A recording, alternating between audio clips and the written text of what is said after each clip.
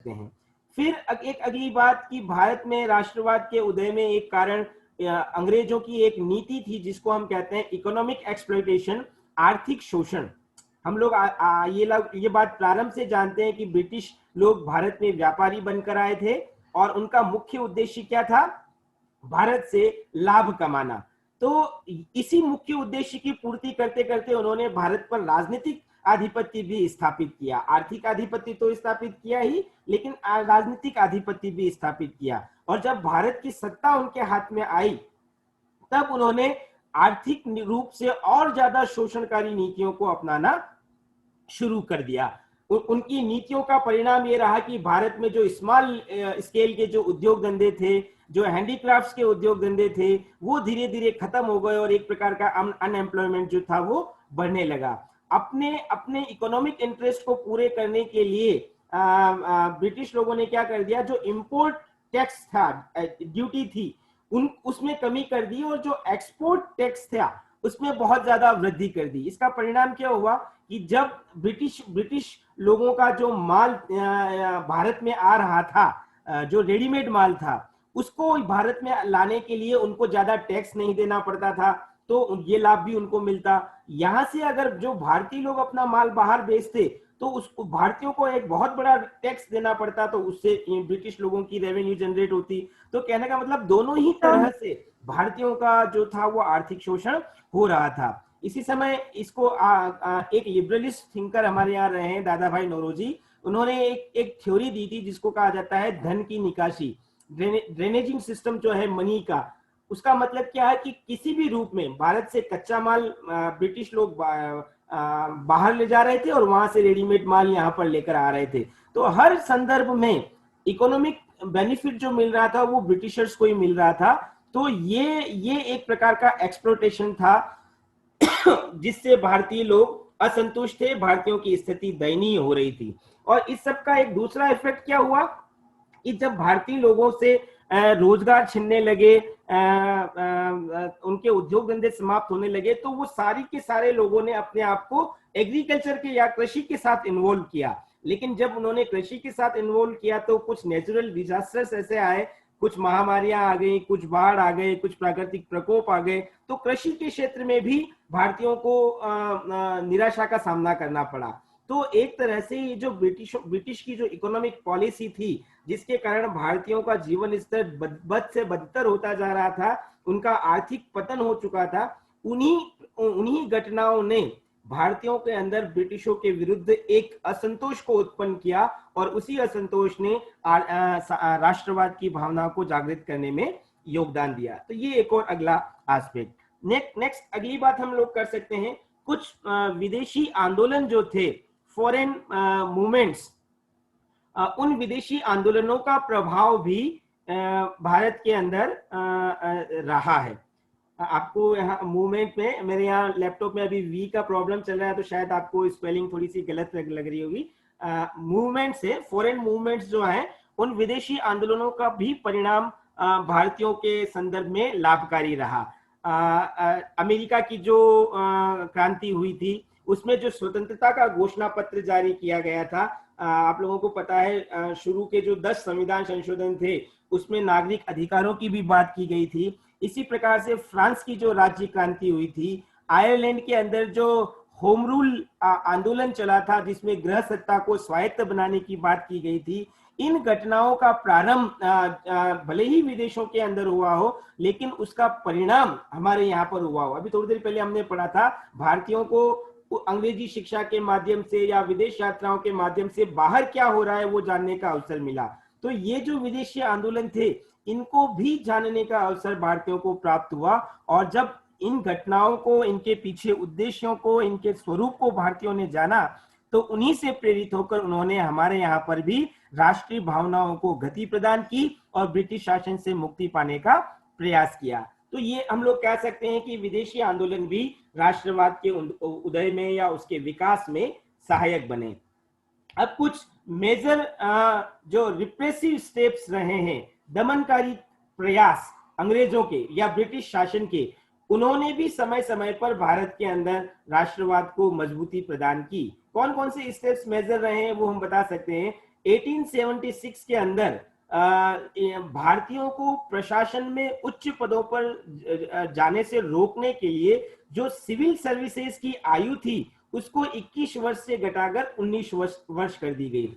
इसका मतलब ये कि भारतीयों के अंदर एजुकेशन लेने की जो एज थी उस एज को अगर हम कंसिडर करें तो 19 वर्ष तक भारत के अंदर कोई भी व्यक्ति सिविल सर्विसेज में जाने की योग्यता प्राप्त नहीं कर पाता था। उसके लिए उसको 21 वर्ष तक अपनी जो प्राइमरी एजुकेशन, प्राइमरी मतलब जो सिविल सर्विसेज की एलिजिबिलिटी है उसको फुलफिल करना पड़ता था। लेकिन अंग्रेजों ने ये सोचा कि क्यों भारतीयों को उच्च पदों पर आसीन किया जाए, तो उन्होंने इस एज को घटाकर मिनिमम एज 19 वर्ष रख दी। तो एक तो ये स्टेप जो 1876 था उसने भारतीयों को नाराज किया। फिर दूसरी बात, इसी समय 1876 और से 78 तक भारत के अंदर बहुत ज्यादा अकाल भी पड़ा और महामारी भी हुई। ऐसे समय एक्सपेक्टेशन क्या किया जा रहा था कि ब्रिटिश शासन भारतीयों को सहायता प्रदान करेगा, लेकिन ऐसा हुआ नहीं। इसी समय रानी विक्टोरिया को भारत का प्रमुख घोषित किया गया, तो उसकी खुशी में दिल्ली में एक दरबार आयोजन किया गया और रानी विक्टोरिया की महिमा मंडन के लिए बहुत सारा पैसा फिजूल खर्च किया गया। तो जो पैसा भारतीयों पर खर्च होना चाहिए था वो पैसा अंग्रेजों ने महिमा मंडन के ऊपर खर्च कर दिया। ये भी एक कारण बना जिससे लोग ब्रिटिश शासन से नाराज हुए। इसी प्रकार से 1878 के अंदर एक एक्ट आया जिसको हम वर्नाकुलर एक्ट कहते हैं। इस एक्ट ने समाचार पत्रों की जो अभिव्यक्ति की आजादी थी, अभिव्यक्ति की आजादी मतलब समाचार पत्र में कोई भी विचार, कोई भी व्यक्ति अपने विचारों को प्रस्तुत कर सकता है। लेकिन अंग्रेजों ने यह महसूस किया कि अगर समाचार पत्रों को खुला छोड़ दिया जाएगा तो समाचार पत्र लोगों को आंदोलित करने का माध्यम बन जाएंगे। तो वर्नाकुलर एक्ट के माध्यम से उन्होंने प्रेस की आजादी पर प्रतिबंध लगा दिया।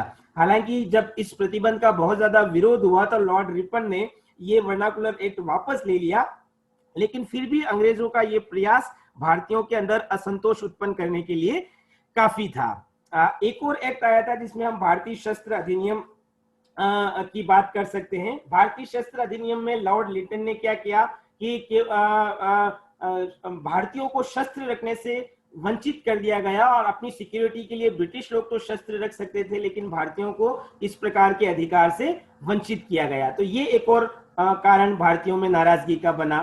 फिर हम दो छोटी छोटी बातें और बता सकते हैं कि ब्रिटिश शासन जो रेवेन्यू के तौर पर टैक्स, अलग अलग टैक्सेस के रूप में जो पैसा प्राप्त कर रहा था उसको वो अपनी मिलिट्री या अपने शासन की सुरक्षा के ऊपर खर्च कर रहा था। आप लोग हिस्ट्री के अंदर भी पढ़ते हैं कि भारत से बाहर जो साम्राज्य, ब्रिटिश साम्राज्य के हित थे उनकी रक्षा के लिए ब्रिटिश शासन अपने यहाँ पर एक सेना बना रहा था जिसकी यूटिलाइज भारत की सिक्योरिटी नहीं बल्कि ब्रिटिश साम्राज्य की सिक्योरिटी करना था। तो भारतीयों को लग रहा था कि ये जो सेना जो हमारे लिए नहीं है उस पर इतना ज्यादा अनावश्यक व्यय किया जा रहा है, ये पैसा तो हमारे वेलफेयर के ऊपर खर्च होना चाहिए था। लेकिन जब ऐसा नहीं हुआ और वो पैसा, भारतीयों का पैसा ब्रिटिश साम्राज्य की सैनिक सुरक्षा के लिए किया जाने लगा, तो ये भी एक कारण बना जिससे भारतीय लोग नाराज हुए। और इसी तरह से जो अभी हमने बात की, इकोनॉमिक इंटरेस्ट को पूरा करने के लिए कपास से जो सीमा शुल्क हटा दिया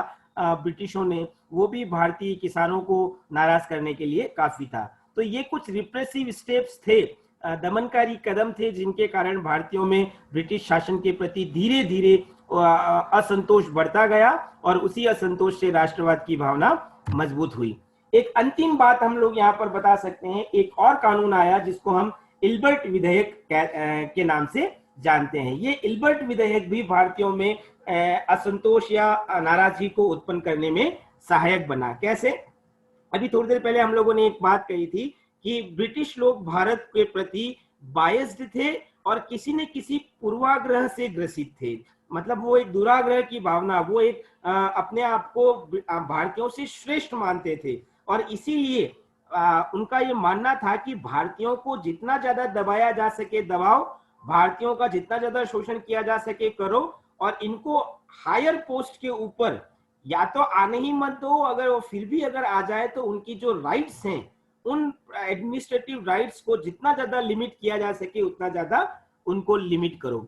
तो इसी तरह की भावनाओं के तहत एक बात जो उस समय लागू की गई थी वो ये कि भारत के अंदर जो ब्रिटिश अधिकारी थे वो तो रहते ही थे, लेकिन उसके अलावा भी कुछ दूसरे यूरोपीय लोग और अंग्रेज लोग भारत के अंदर रेजिडेंट के रूप में रहते थे।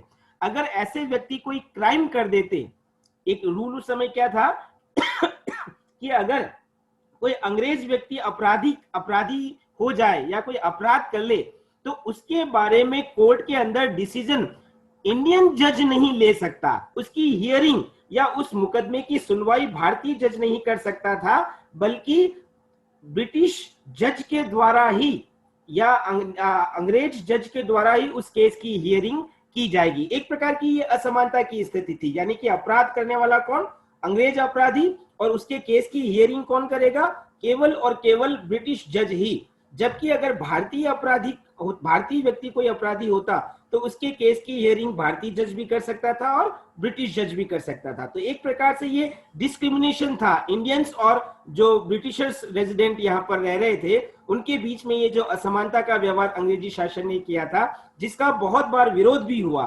तो इस विरोध को देखते हुए उस समय लॉर्ड रिपन के शासन में एक उनके प्रमुख मंत्री थे कर्टनी पी इल्बर्ट, उन्होंने 1883 के अंदर एक बिल इंपीरियल असेंबली के अंदर रखा था, और उस बिल में क्या कहा कि भारतीयों को भी अब ब्रिटिश अपराधियों के संदर्भ में मुकदमे सुनने का अधिकार होगा। मतलब इल्बर्ट ने ब्रिटिश नेचर को, ब्रिटिश जस्टिस को अच्छा बनाने के लिए ये बिल रखा था। लेकिन इसका परिणाम क्या हुआ कि जो भारत के अंदर ब्रिटिश लोग रह रहे थे उन्होंने इस बिल का विरोध किया और उसको इन्होंने एक काले कानून की संज्ञा दी। काला कानून मतलब जो ब्रिटिश लोगों के अहित में है, जो ब्रिटिश लोगों की प्रतिष्ठा को धूमिल करने वाला था। तो जब ये प्रेशर ब्रिटिश लोगों ने डेवलप किया तो वापस लॉर्ड रिपन ने ये बिल वापस ले लिया। तो हम लोग कह सकते हैं कि ये जो पूरा घटनाक्रम हुआ, इस घटनाक्रम से जो ब्रिटिश शासन का जो अनुदारवादी चेहरा था, मतलब वो कहने को तो खुद को लिबरल कह रहे थे लेकिन वो लिबरल थे नहीं, और अपने आप को जिस तरह से वो न्यायप्रिय दर्शा रहे थे उतने न्यायप्रिय भी वो थे नहीं।